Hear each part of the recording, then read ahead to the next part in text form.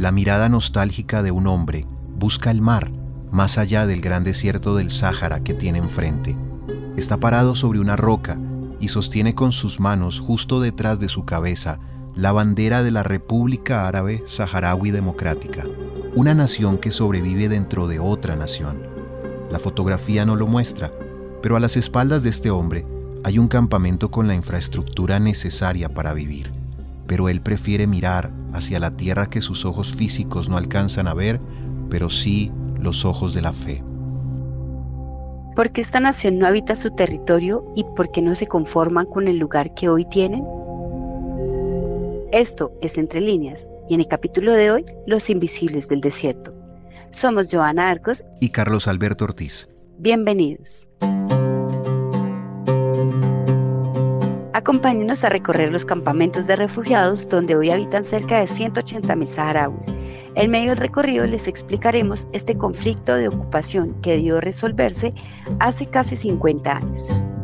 Vi que nos tocaba hacer esto y que lo tenía que superar. Me gustó este trabajo. Él es Dak, un saharaui que transporta extranjeros cuando visitan los campamentos. El español es uno de los 3 idiomas que habla, además del árabe y el idioma de su etnia.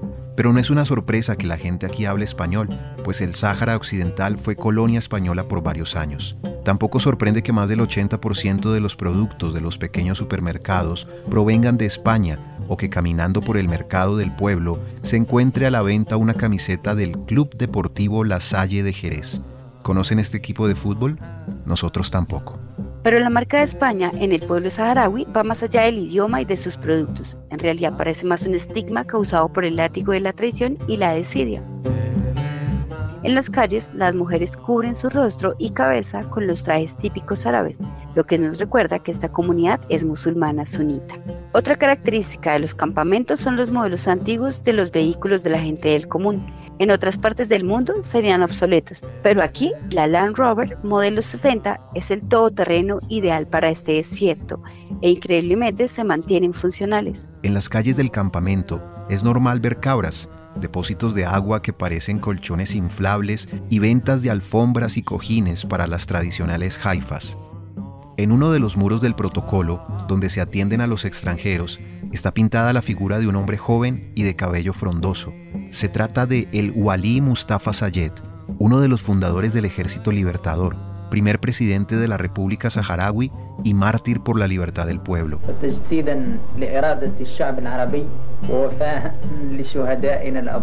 Este es un buen punto para hacer un repaso de los hechos que trajeron al pueblo saharaui hasta aquí. No te desconectes. En el norte de África está la nación de Argelia y dentro de ella habita la gran mayoría de la población de otra nación, la República Árabe Saharaui Democrática. ¿Cómo puede suceder esto? La historia tiene muchos matices, pero intentaremos hacer un resumen de los hechos más importantes. Luego les seguiremos contando cómo se vive en una sala de espera rodeada de arena. Hasta mediados del siglo XIX, el territorio africano del Sáhara Occidental era habitado mayormente por una población nómada y no tenía mayor relevancia, pero una potencia europea puso su mirada en él.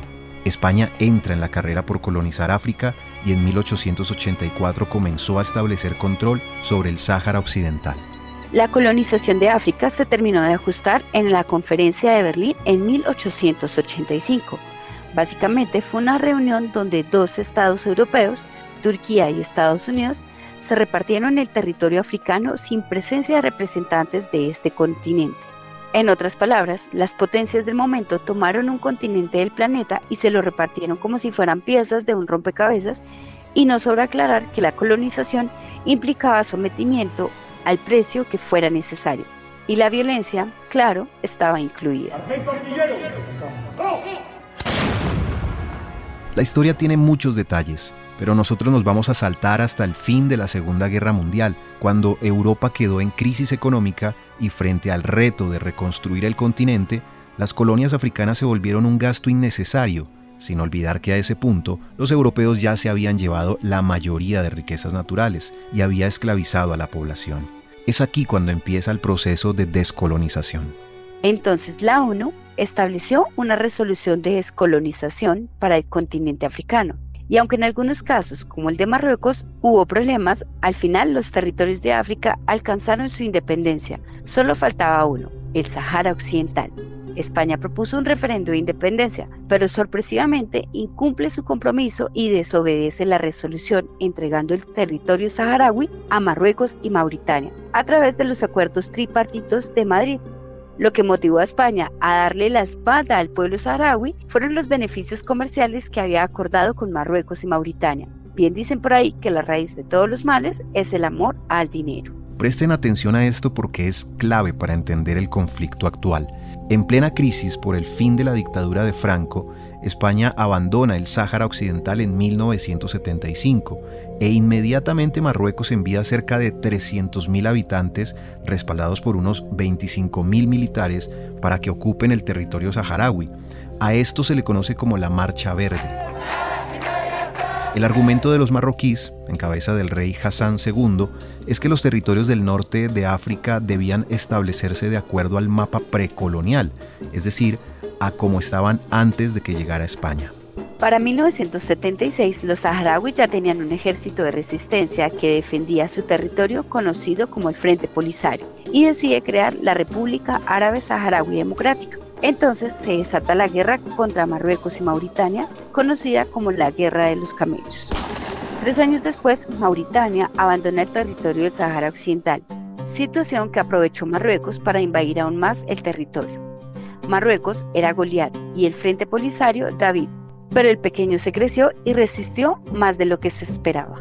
15 años de guerra había provocado un gran desgaste en ambos bandos, así que en 1991 Marruecos pide a la ONU iniciar un proceso de paz. La propuesta de Naciones Unidas es hacer un referendo para consultar a los habitantes del Sáhara Occidental si desean tener su propio país o depender de Marruecos, para lo cual se creó la Misión de las Naciones Unidas para el Referendo del Sáhara Occidental, o MINURSO por sus siglas. Los marroquíes, sabiendo que el resultado del referendo no les beneficiaría, buscaron a Francia como aliado para que a través de su derecho al veto en la ONU bloquee el referendo a cambio de contratos pesqueros y de extracción de fosfato en el Atlántico, lo que representa cientos de millones de euros anuales a los galos. Francia decidió ser la piedra en el zapato de los saharauis y lo sigue siendo hasta el día de hoy, pues su voto imposibilita la realización de tan anunciado referendo. Si se preguntan por qué los saharauis no retornan a su tierra con el apoyo del Frente Polisario, pues la cosa no es tan sencilla. Les explicamos. Con la invasión de Marruecos a su territorio, los saharauis tuvieron que abandonar sus ciudades y refugiarse en el pueblo de Tinduf, en la vecina nación de Argelia. Hoy, un muro militar de 2.700 kilómetros levantado por Marruecos y reforzado con 10 millones de minas antipersonas del lado saharaui no les permite regresar a sus casas. Marruecos tiene bases defensivas cada 5 kilómetros y otras subbases de vigilancia cada 2. Un total de 160.000 soldados marroquíes custodian el muro. De regreso a los campamentos, es importante que sepan que allí la gente tiene acceso a energía, agua, internet, a la farmacia, a una clínica odontológica, tiendas y hasta un campo de fútbol. Por supuesto, con ciertas limitaciones y diferencias a una ciudad normal. Y es que el Frente Polisario se ha encargado de levantar una infraestructura nacional desarrollada y funcional para cuando puedan regresar a su tierra. Esto ha venido ocurriendo desde 1991, después de que no se celebrara el referendo de autodeterminación prometido por la ONU. Esta fue la respuesta del Frente Polisario a las necesidades del pueblo. En nombre del pueblo saharaui, del gobierno y del Frente Polisario, la República Árabe Saharaui Democrática tiene un presidente, que es Brahim Ghali. Es el tercero en la historia del país, tiene sus respectivos ministerios, así como un parlamento. La nación cuenta con radio y televisión oficial, y dentro del campamento se encuentra el Museo Nacional de la Resistencia, donde muestran a los visitantes su historia a través de fotografías, maquetas y otros elementos. Además, muestran con orgullo las armas, dotaciones y tanques que han arrebatado al ejército marroquí. Incluso tienen los restos de uno de los 80 aviones que el Frente Polisario logró derribar. A propósito del presidente Brahim Ghali, este fue ingresado en abril de 2021 de urgencias a un hospital de Pamplona. Este hecho desató una crisis diplomática entre Marruecos y España. Al final, la crisis se superó, pero casi un año después, Pedro Sánchez, a través de una carta dirigida al rey de Marruecos, cambió la posición histórica de España, que era neutral, y decidió brindar su apoyo al plan de control de Marruecos sobre el Sahara Occidental. España y Marruecos creo que hemos establecido una cooperación que yo calificaría de ejemplar. Son 5 los campamentos que albergan al pueblo saharaui. A la entrada de uno de ellos se puede leer en español: Dakhla os da la bienvenida. Este es el campamento más retirado de la zona donde se concentran los demás y la razón es especial. Se las contamos a continuación. Cuando los saharauis empezaron a huir de la invasión marroquí, un grupo tuvo que levantar un campamento improvisado en medio del desierto ante la imposibilidad del Frente Polisario de transportar a tantas personas hasta Argelia. Los saharauis no habían visto aviones hasta ese momento, y los primeros que conocieron fueron los del ejército marroquí, que fueron enviados para bombardearlos. Ese trágico recuerdo se enquistó en los sobrevivientes como un trauma, y cuando fueron llevados a los campamentos en Argelia, pues allí era normal que aviones del ejército argelino sobrevolaran por la zona, pero ese aterrador sonido de una aeronave generaba en ellos tanto pánico que tuvieron que irse de allí y establecieron su campamento en una zona alejada de cualquier ruta de aviones. Eso es a unas 2 horas de distancia en carro. En los campamentos, las antiguas casas de adobe poco a poco se han reemplazado por las de ladrillo y cemento. La principal razón son las lluvias y su efecto devastador sobre el débil material. Es común que junto a una casa haya una haifa. Son una especie de carpas que suelen ser más frescas y algunas personas mayores prefieren dormir allí. Y es que meses como julio y agosto, en pleno verano, la temperatura puede llegar hasta los 50 grados centígrados, temperaturas que los occidentales no soportamos. Creo que hay un trabajo que corresponde a la población saharaui, que corresponde al pueblo saharaui. Taleb es un hombre que vivió en carne propia la invasión de Marruecos a su territorio. Cuenta los maltratos a los que él y sus compatriotas fueron sometidos, y ante la pregunta si la situación es mejor en los campamentos que en el territorio ocupado, responde: aquí es mejor, mejor que nada. Pero en su rostro es evidente la insatisfacción de tener muchas cosas, pero no tener su tierra. Quizá una frase del presidente sahariano les ayude a entender la inconformidad de este pueblo. Ghali dijo: nosotros queremos vivir y existir. Y es que los saharauis viven, pero para gran parte de la humanidad pareciera que no existen. Son invisibles del desierto. Pero es válida la pregunta: ¿cómo un pueblo de 180.000 personas con un ejército, un gobierno y una infraestructura fuerte puede ser relegado al olvido? La respuesta es esta: el silencio. Un conflicto invisibilizado es una situación desatendida, es una causa olvidada, un grito en el desierto que nadie oye. Es casi una condena. Los saharauis tienen 2 caminos para que el mundo les preste atención. El primero son las armas y el recrudecimiento de la guerra. Y el segundo, contar y contar su historia a quienes más puedan. Ellos claramente han elegido la segunda opción. Y aunque llevan en la arenosa sala de espera casi 50 años, ahora tienen nuevas estrategias. Hay un trabajo que el pueblo saharaui debe hacer, y están dispuestos.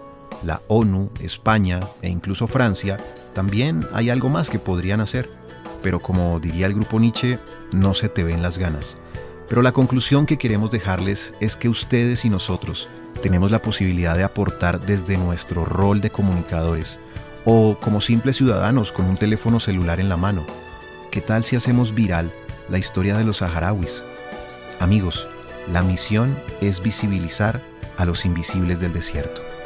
Gracias por escuchar Entre Líneas. Esperamos hayan disfrutado y aprendido con nuestro capítulo de hoy. En la investigación, libreto y producción, sus anfitriones, Carlos Alberto Ortiz y Johanna Paola Argos. Nos despedimos, hasta la próxima.